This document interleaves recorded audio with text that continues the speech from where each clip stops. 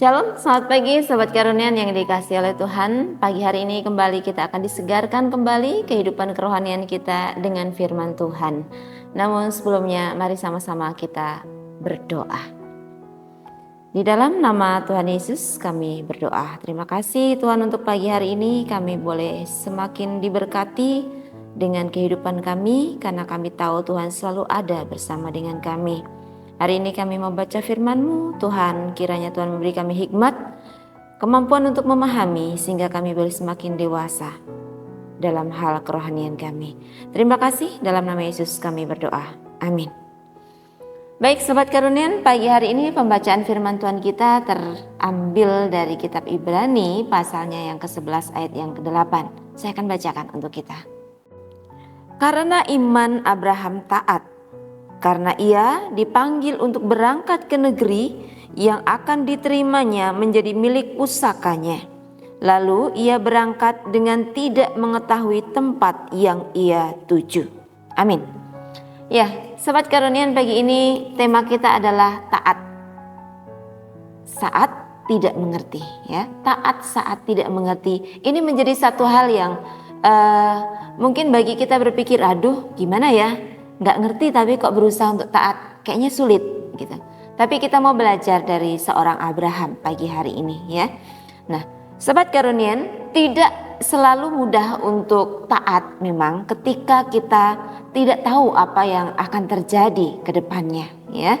Abraham menjadi contoh yang luar biasa yang boleh kita teladani pagi hari ini, di mana kita tahu Abraham itu disuruh Tuhan untuk pergi ke suatu daerah, ke negeri yang belum pernah dia tahu sebelumnya ya. Nah, Abraham ini menjadi contoh nyata bagaimana ia taat kepada Tuhan ya. Ketaatan yang dimiliki oleh Abraham ini membutuhkan iman ya, bukan hanya sekedar taat tapi butuh iman ya. Ia meninggalkan tanah airnya dan keluarganya juga menuju tempat yang belum pernah dia lihat. Hanya karena dia percaya kepada Tuhan dan dia melakukan apa yang Tuhan mau. Nah, Sobat Karunian, kadang Tuhan juga memanggil kita untuk taat dalam hal-hal yang mungkin kita nggak mengerti, nggak kita pahami. Contoh, kita memaafkan teman kita atau orang lain yang menyakiti kita gitu ya. Terus kemudian kita kenapa sih harus berusaha untuk jujur sedangkan lingkungan kita ada yang tidak jujur gitu ya. Kemudian juga mungkin kenapa mesti berdoa? Padahal jawabannya pun belum terlihat. Jawaban kadang belum bisa kita lihat. Tapi kenapa harus terus berdoa? Nah, hal-hal yang sepertinya sepele ini, kecil ini, Tuhan sedang ajar kita sebenarnya ya. Taat dalam ketidakpastian itu menunjukkan bahwa kita percaya kepada Tuhan daripada logika kita sendiri ya. Nah, Sobat Karunian, bayangkan bahwa kita berjalan dalam kegelapan dan kita hanya memakai satu senter ya, satu cahaya. Kita tidak bisa melihat sekeliling kita sepenuhnya.